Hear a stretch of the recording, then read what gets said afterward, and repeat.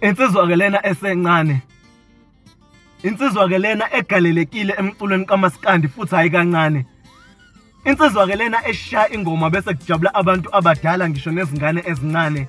Inkosi yamagcokama uSicebi, umfana wakwaDlamini, umfana oshaya ingoma ilanga libalele emini insizwa enephimbo elimtoti, enephimbo elimnandi buka. Buza mina zonke izingoma zakhe zimnandi. Uma uzilalele awubhoreki, ezinye uma uzilalele ngisho ngabe kuthiwa awunaye umatandana kepha uzizwa usemathandweni. Ezinye ziyakufundisa, ziyakukhulisa empilweni. Ezinye ziletha ukujabula, ziletha ukuthula enhlizweni, eqinisweni, empeleni. Lo mfana ubizele emculweni. Insizwa ke lena eyathi never ever mina ngihlulwe omunye umfana ngengoma.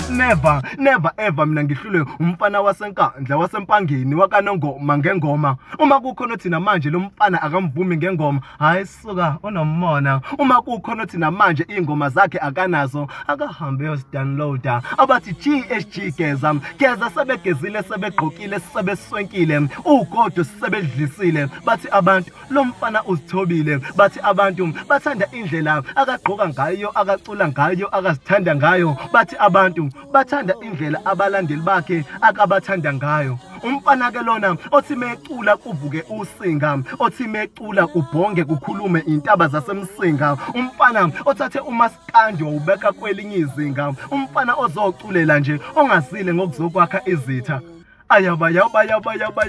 Ya baningi esafika emculweni ababethi akasoze aphumelela, bethi emculweni uzohluleka ukucula, uzokuyeka. Kodwa manje bheka abaningi sebezenza yena, ngisho namavukane isitayela sakhe asiyasikopela. uSicebi ngomculo uyakude bheka lo mfana ushaya ingoma emini kudume izulu. Umfana lona ovunywe ngisho na uBig Zulu. Singakhohlwa njalo ukuthi ezinye ingoma zakhe uma sizilalele siyakhonana nokujayiva. Singakhohlwa njalo ukuthi lo mfana wavuma nawe uSjava. Namhlanje uvumwa yimi inkosi yamagcokama, ngikuthulela unqwazi imbongi yasemsinga le.